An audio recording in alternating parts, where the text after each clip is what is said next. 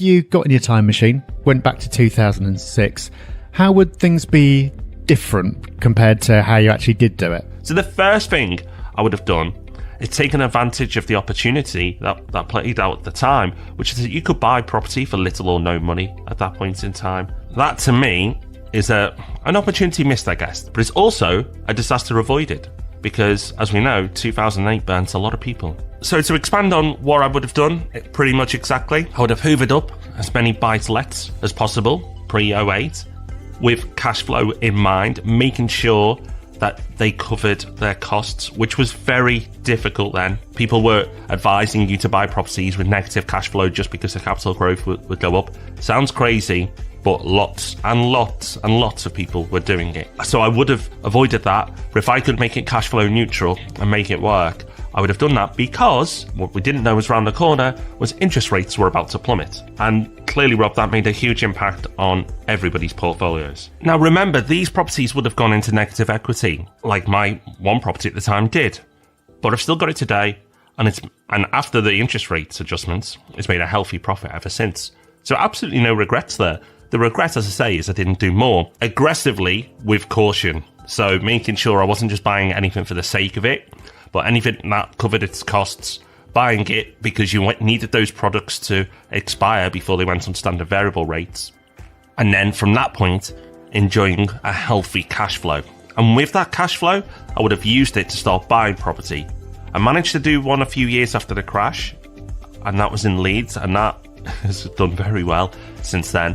But back after the crash, you had to put real money down and put deposits down, much bigger deposits. Managed to do it, but I wasn't in a position that I could buy a few every single year.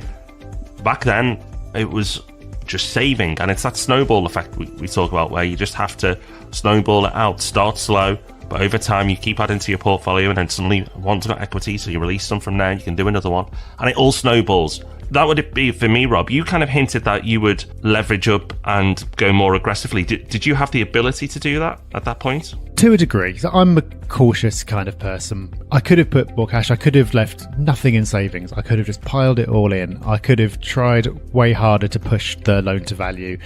It wouldn't have been enough to buy masses more properties, but another 2 in London would have made a dramatic difference to my net worth today. Of course, I didn't know that at all, but if I'd been able to see exactly how it would work out, then it would have been a no-brainer. One thing I would have done, though, had a clearer plan from the start that was more congruent with what I wanted in the long term. I should have been thinking a lot more about long-term growth, because I wasn't in a position where I really needed the money then. I wasn't in a position where I wanted to get out of my job and sort of replace my income or anything like that. So actually, with perfect knowledge, wouldn't have changed a lot, but totally fluked it. And it would have been much better to have a clear plan from the start. And I think that's why I bang on about it so much now, because I didn't.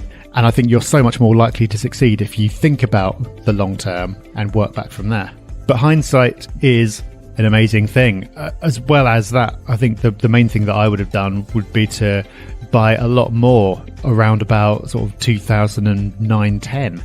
So again, I think it's not really having the historical context to realise what an opportunity it was. So when I was buying properties around 2010, they were very cheap, relatively speaking. There wasn't a lot of competition. No one else was really bidding, and I didn't know enough to know that that was quite unusual. And I wasn't thinking about the property cycle in any way, because I didn't even know about it.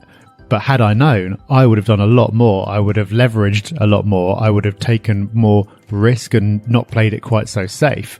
Because looking back, of course, we now know that that was the trough. That was as low as things were going to get. And over the last 6 years, things have really kicked on. And that's something that I think we've both kind of touched on. It's the cycle. We're looking back, we can see how all this maps onto the cycle, but at the time, we didn't know the cycle existed, so we couldn't really factor that into what we were doing. Exactly. I think that's one of the big lessons from this, and when we look at what we do now, the cycle's going to play a big part of it. So it's fun to look back at the past, especially when you know how the future's going to play out. It's quite easy to say, right, we would have been super aggressive, but now we move forward and go, well, what if we were starting right now? It's interesting because we've already been investing. So I think what's certain is we wouldn't go and replicate our exact portfolios that we have now, because where we are at the market today is a lot different to where we've been over the last 10 years. We've moved around the cycle, and back when we started, as Rob said, neither of us knew about the cycle. We just thought property was a good thing to do.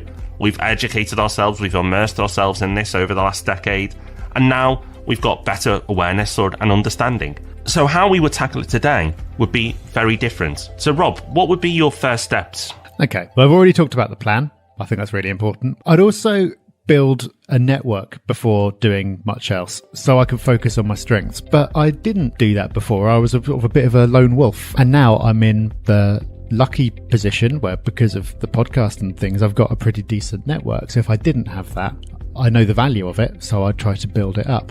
The next obvious thing to do would be to go, okay, I'm ready to invest. Well, where do I invest? And I think at this point, I'd look to pick a strong area, but I wouldn't worry too much. I wouldn't worry as much as I have done in the past about finding the absolute best area. So fundamentals, of course, right part of town, of course, but Manchester versus Liverpool versus Leeds versus wherever else, not such a big deal. So that's how I would start. So I haven't actually got to the point of going and putting any offers in on any properties yet. But that's all the groundwork that I'd be doing. And I think that groundwork is important. So that's what I'd do. But Rob, I'd be curious to hear how you would get started. I think you made a great point about the networking. I didn't really think of that. That's going to be super, super important, because the people you work with, from letting agents, the mortgage brokers, your solicitor, these people in your team are key. I'd probably give myself a stop deadline as well, that I have to invest by a certain point, just so I avoided that procrastination. After I've done the short-term goals, I'll be looking at the long-term goals. I'll be looking at the cycle, looking at when I want to stop investment, so putting a stop date as well on the cycle. And then I'd target a region similar to yourself. So I wouldn't be like, I must invest in this part now. Yes, there's parts I would stop investing in a few years' time, and then I'd reassess it every year or two to say, right, I think this area's had the best of its cycle now, next area, and move on like that. And I'd be just planning that out, maybe even pencil in cities at certain dates to say, right, this one probably will no longer be viable at this point in time, and work my way through that way. It's interesting what you say about having a smaller window of time, and I think that's a really important point. With the knowledge that we've now got that we didn't have at the time, we now recognise where we are. We know that property prices don't move randomly. We know that they certainly don't just go up and up forever.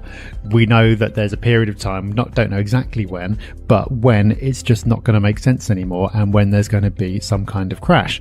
So knowing that, yeah, it does mean that you might set more ambitious acquisition targets for the next couple of years than you otherwise would.